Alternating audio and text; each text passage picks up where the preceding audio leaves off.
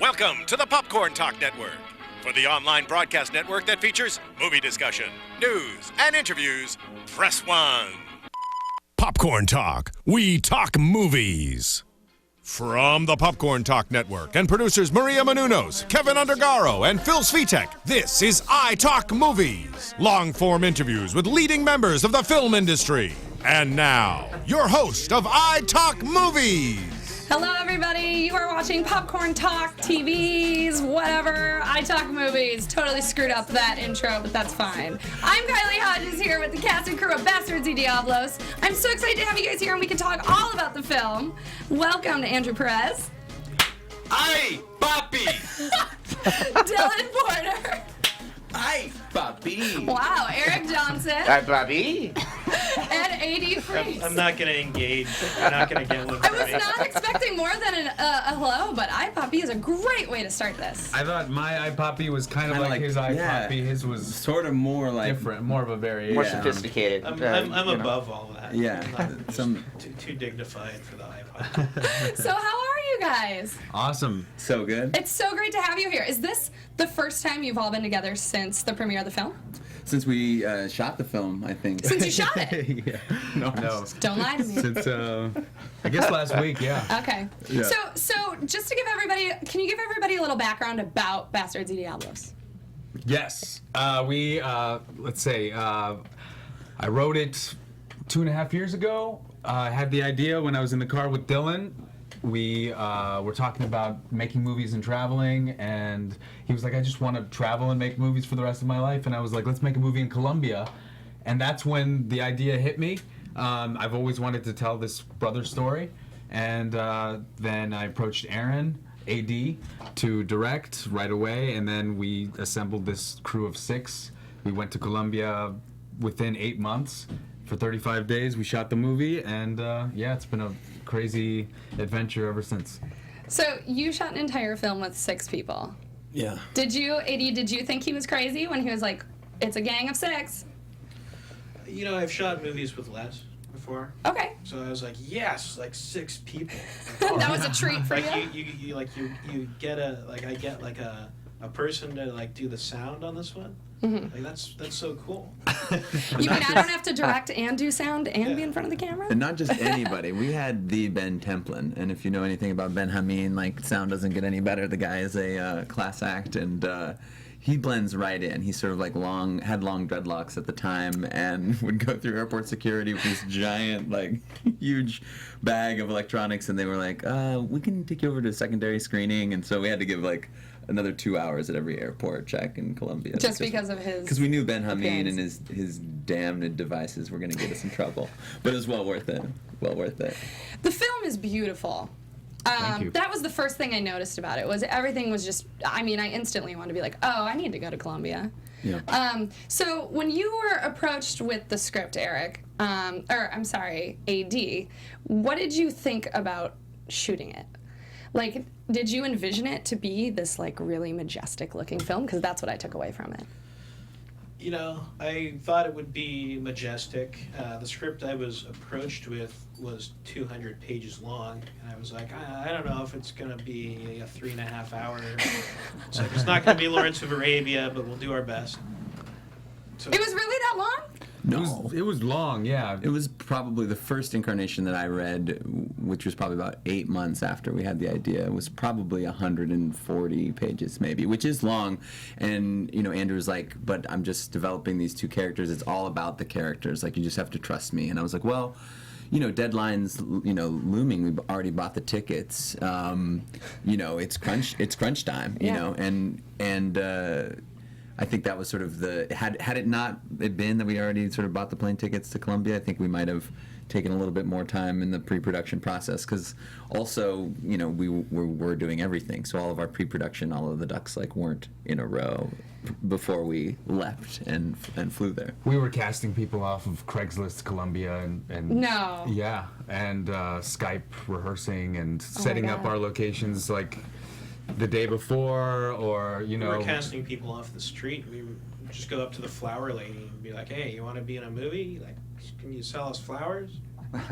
Wow. Now, I read that you actually had your family in this as well, Andrew. Is that true? Can you, what percentage of the film are you related to?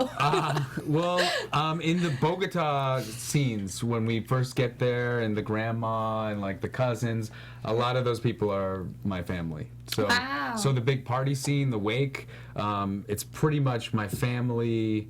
And my father's two best friends also came. Yeah. And then we planted two actual actors in there who were cousins that we had scenes with, the cousin that I hit on and the cousin that goes off on that rant. He's an actor. And so it's mostly my family in those scenes. And then the rest of the movie, it was actors and non-actors that we just found. And how many of you truly speak Spanish? Los dos aquí. Yeah. So Dillon and Andrew. So for Eric and AD, how did you guys feel like a fish out of water in Well, Colombia? no, I wasn't in Colombia. I came in on post-production. Okay. Do you wish you were in Colombia? Absolutely. I was there when that all happened because Andrew and I were doing some workshops together. Really? And then all of a sudden one day he's like, yeah, I have the script. And, well, we were reading the script. Yeah. And then the next thing I knew, they were going to Colombia to shoot the script. So that was pretty... We're sort of impatient, Like you know? the next day. Like, we could have gotten Rosetta Stone and, like, done our due diligence and, like, you know, aprender a hablar español y cómo hacer películas. But instead, we said the momentum felt like too prescient, like too alive to say no to, you know? Yeah. And so once we said yes to it, it's incredible how El Universo begins to provide and, like, things fall into place. And when communication is your ultimate goal, Sure. and when people can sense that you're trying to accomplish something larger than yourself, when you're trying to pull off the impossible, which is create good art with a small budget, when people sense that, like, oh, these guys aren't making a narcotraficante porno, like, they are doing something with a heart, like, of course we'll ayudar. You know, and they did, like, beyond belief. Like, not even Andrew's familia. The But Spanglish plugged into that like this? answer was just phenomenal. Ayudar means to help to everybody who doesn't speak Spanish that is listening.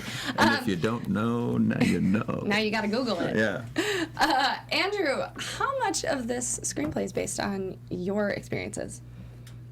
My experience is not, my father passed away. So I have a Colombian father who passed away. I also have a half-brother with whom I share him. That is a huge part of it. But the actual experience of the movie, me and my brother never had that kind of ritual or adventure together. But we did have the scene with Bruni, the former lover of the father, where we break the news to her that actually... A very similar scene to that actually happened in real life. So, wow. And that whole backstory is real. So my dad and her, and that's actually her. Who was Really? my father's childhood sweetheart. She's not an actress.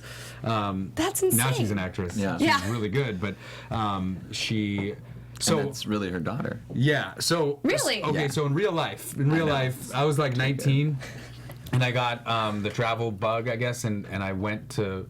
My dad and I had a trip together because I never grew up with him. We just had trips together, or I'd visit him. And so we did a trip where we went to Paris, Vienna, and Rome. And he had re-sparked this thing with Bruni, who was his childhood sweetheart. They had both been divorced. And so And they of had course, this- she's in Vienna. Yeah, she lives in Vienna because she's half German and married an Austrian guy. And so she has these two daughters who are a quarter Colombian, a quarter German, and half Austrian. And 100% beautiful. Beautiful. Incredible. Both of them. And I'm seeing a pattern here. Was Dillon an issue with all the beautiful Latinas on set? Just curious. yeah. Manos para arriba. he might have made friends with the duty-free girl right off the plane. First person we met in Colombia.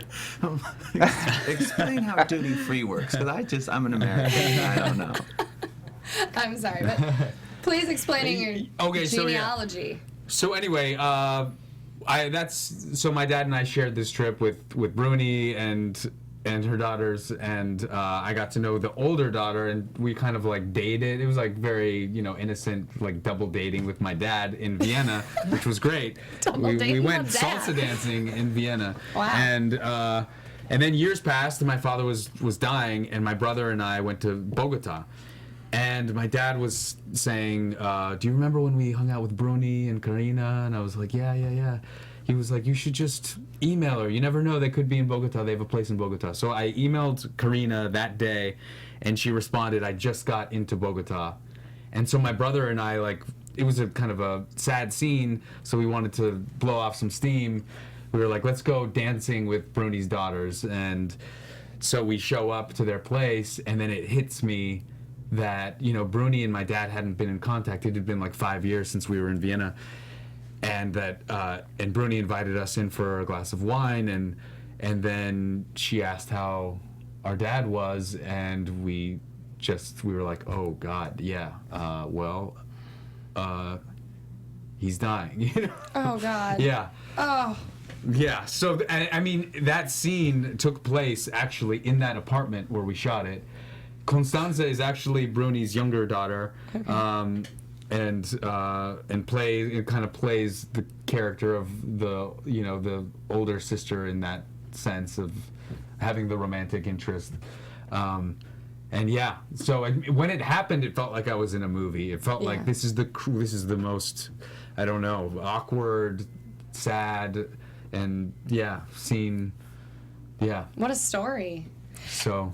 AD, when you were approached with the script, and I don't know at what point you decided to use real people and when not to use real people, but were you nervous to be directing non-actors? No. I mean, I've been a documentary filmmaker for a long time, and I think it's just part of the same kind of ethos where it's, you're making a movie either way, and I don't know. I guess it felt the same it felt like the same thing to me. I don't know. I know that's not a very good answer, but no, that's perfectly acceptable. I would just talk to the actors and say, it's all in your eyes. Yeah.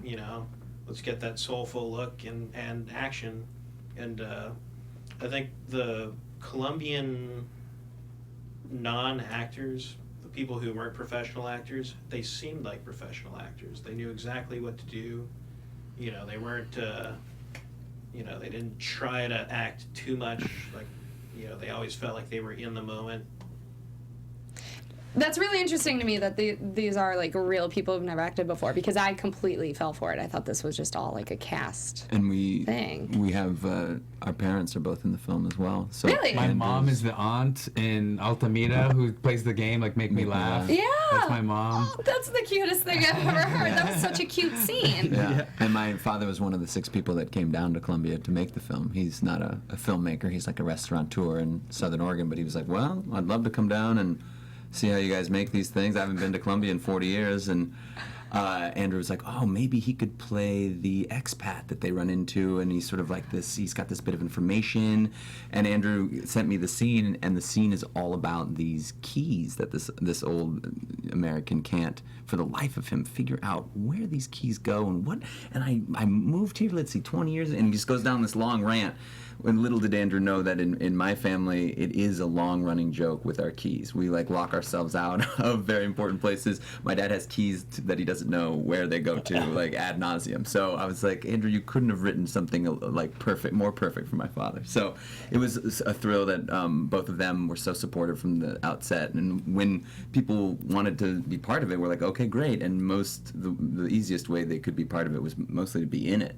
Yeah. And lend themselves. I think some of my favorite stuff is unscripted, really, and that's a testament to the way AD works and the way that Andrew is willing to sort of let the magic and the flexibility happen. We have a baby from a cousin Francois, and he's holding this child, and he would just talk about fatherhood. Dillon, Andrew, just don't screw it up, don't talk over him. And I think we get some of the most genuine moments, especially from Francois, because he's not performing. He's actually just being invited to talk about something that means something to him. So, it was that we created this platform on which everyone could just sort of come and bring their artistic A game, even if they didn't identify as actors in the first place. the scene where your mom is trying to make you laugh was actually one of my favorites because I thought she had the cutest laugh. What a little peach. Tell her I say hi. I will. Vicky Vaughn will. She's at Lake Como right now, but Oh. hopefully she's tuning in. Well, I hope she's enjoying her trip. I'd almost rather she was enjoying Lake Como than tuning in. She but- never misses a popcorn talk. She's like, Andrew, the AfterBuzz TV is growing. I love it. She's like, I have 5 hearts on Periscope right now. She's like, that Shane Harper is so cute. Boop, boop, beep, boop, boop. She's probably, if she was periscoping from Lake Como, she would probably be doing better than all of us on Periscope. Breaking the internet right Yeah, now. she probably is. Can you tell me a little bit about how the people of Colombia received you all and what that experience of filming a movie abroad was like? Well, you all look speechless. Totally now. open arms. I mean, Yeah. so much of it was, at first it was family, and they introduced us to other people who introduced us to other people, and then we just kind of had this band going through Colombia of family and friends, and I mean, everyone was so easy. Everyone was just there for us, and totally like, they weren't on their phones, you know, they were just like present with us, and there was like Pico y Placa, which was kind of difficult to navigate around. It's tough to. What is that? Pico y Placa? Pico y Placa is. Pico y Placa. That's great to say. Pico y Placa. Pico y Placa. We can all on 3 say it together. 1, 2, 3. Pico y Placa. Oh, that was fun. AD sat out though. I sit these. He's like, I'm whenever above this shit. everyone does something, He's I like- sit it out. Like, oh, I just He's have the to be coolest perfect. guy in the room, hands down. My cousin would be like, oh, I really want to help you guys and I want to show up for the shoot, but I have Pico y Placa. And then So what like, it is, it's peak and plate, and basically because there's so many cars in Bogota, much like in Mexico City, they say, okay, on Thursday, Tuesday, and Sunday, plates with a B can start on the A plates get Monday, Wednesday, So Friday. it's pollution whatever. control, more or less. Yeah, you know, I think it should Ish. happen in Los Angeles for sure. Yeah. Well, it's not pollution control. It's more like death control. Because every time you get into a car in Bogota, you're just kind of putting your life into someone's hands. And You're not Yeah. riding you're in a like, am I Prius. going to die? you get into a taxi in Bogota, you're like gonna have 3 near misses throughout that taxi ride, Sound- and that then it's sounds just about normal. right. Then you feel kind Yeah. of, you're like you're going with the flow of the traffic. Did you guys ever have a moment filming in Colombia where you were like, oh my God, I don't know if this is ever going to turn out. What is going on? Is this going to be what I thought it was going to be? A moment of maybe fear. I have a moment of fear when we were, I mean, let's be honest, like any time you go to a coastal town, we were in Santa Marta, and you're an American of a certain age, you're going to be like hit up by people on the street being like, hey, you want a party? Like, what do you need? Like, I got it for you. You know what I mean? Yeah. And that's just like the reality of being an American abroad. And like, a part of us felt really good because we were bucking the trend of like Americans who are coming down for spring break. Like that's not why we were there. However, you still approached by that sort of element, and once they see your comings and goings, and you have like a really nice camera, and you know things are beginning to peak on their interest, and maybe you shout them out, and maybe buy some cigarettes off them or whatever. You know, you have some sort of rapport with the street faction. You know, in a little coastal town. And we definitely had a rapport with ours, and it reached a tipping point where it was like, guys, I think it's actually easier to put them in the movie than to keep them at bay while we're filming.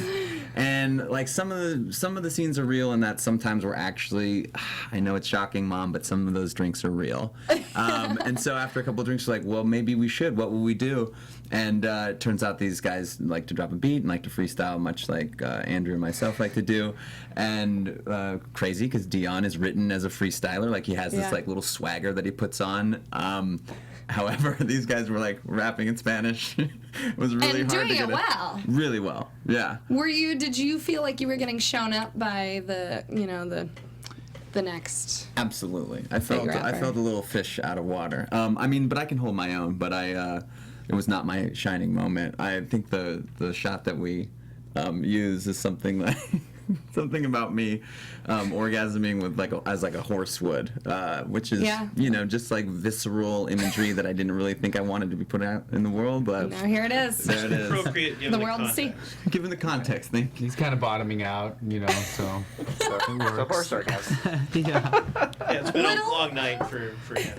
Little things like that in the film. Was that all scripted, or was that sort of just this organic thing that you started rolling? Well, like there were scenes that were written, and then there were sort of with the understanding that okay, this is where we freestyle a little bit. You know, like a freestyle scene, we know that it's going to be better if he knows how to freestyle. I know how to freestyle. If we just do it, it'll seem more spontaneous than if it was a script. But some of the freestyle rap is written, like in the car.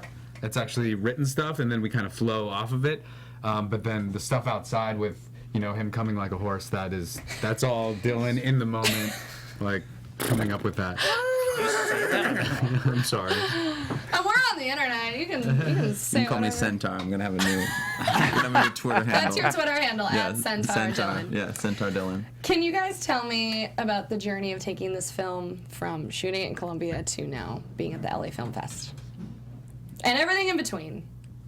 It's a lot of work for this man over here, and a lot of work for Andrew as well. So it was sort of like watching these two guys approach the post-production was like, well, we gotta edit a little bit of the 70 hours that we have, and like, yep, and I'm gonna rewrite this voiceover to sort of work together. And so the creative process never stopped. It wasn't like, phew, we did that. It was always sort of like, and how are we gonna get a composer on board, and how are we going to get rights to music, and what's our festival distribution going to look like, and all of these very unfun things about getting your film out there in the world that nobody tells you when you're independent filmmakers for the first time going out to Colombia to steal a bank heist, make it happen. Then you get back and you're like, we're sitting on all of this wealth of stuff.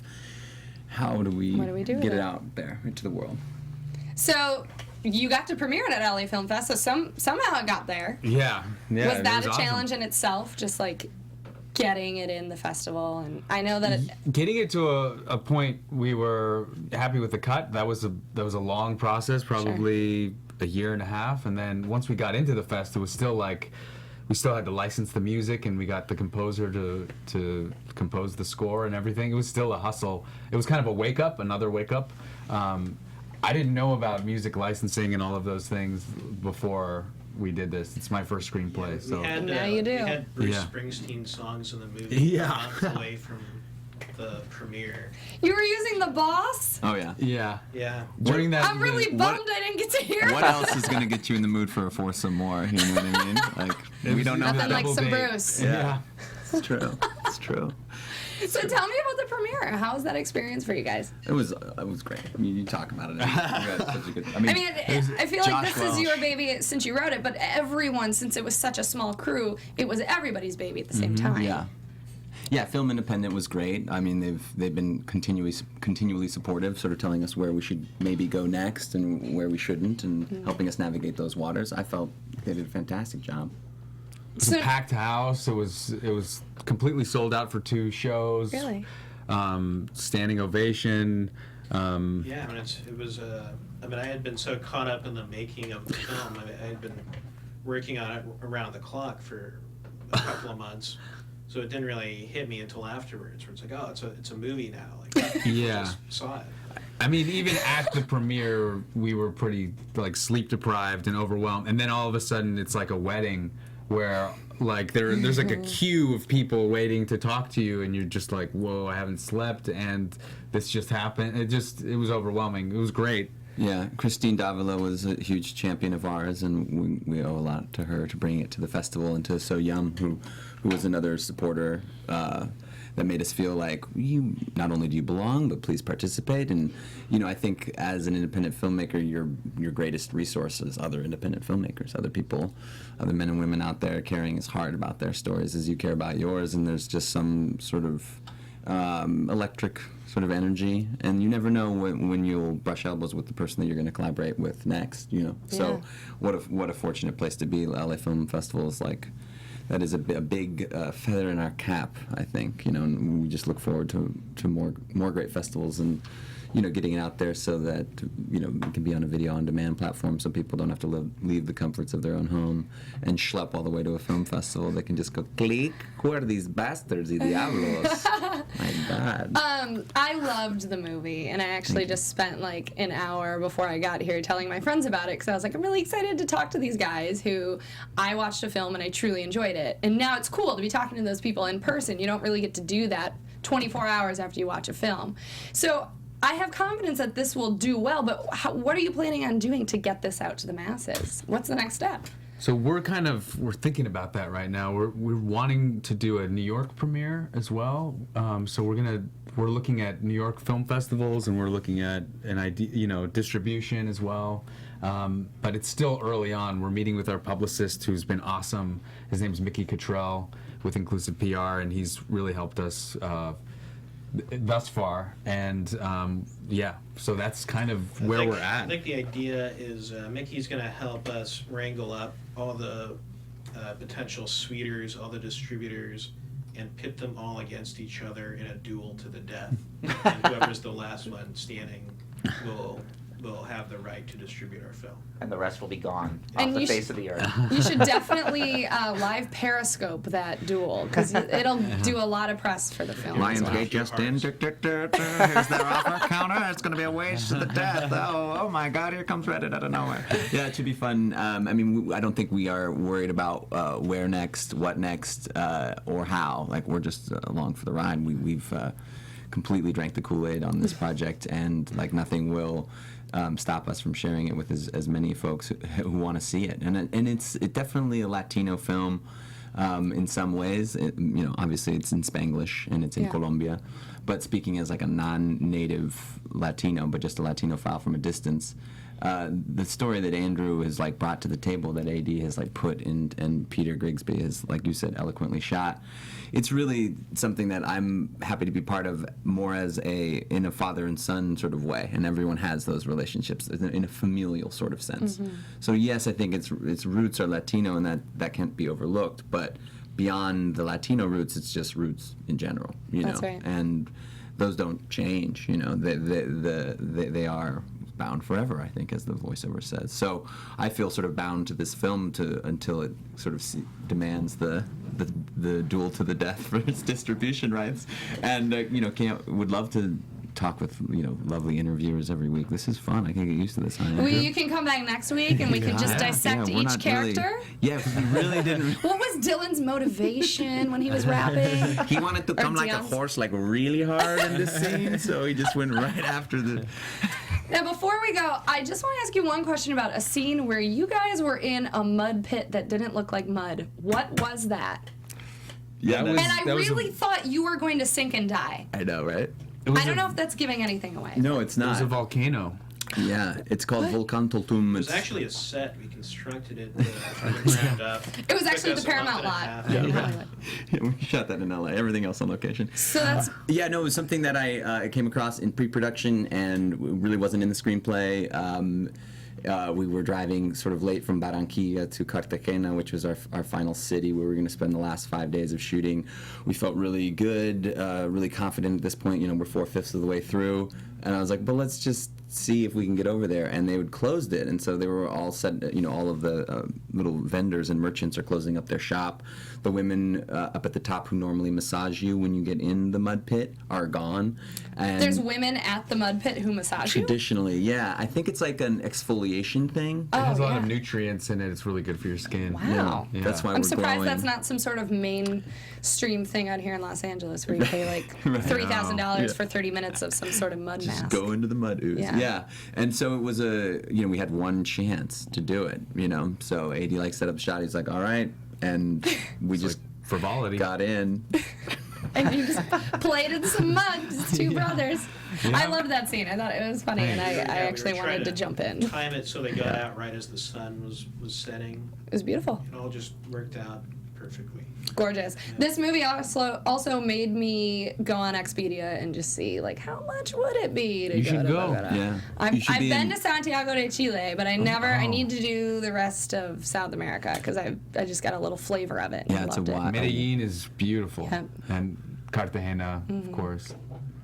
Maybe we should ask her. You to be in guys the should sequel. try and. You want to be in the sequel? Absolutely. Barranquilla Nights. La Guarda de Barranquilla.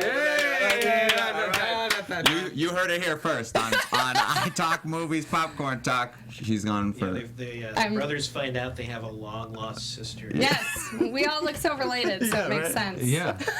It was a pleasure to have you guys here. Thank you. Thank you so much for sitting down to talk with me.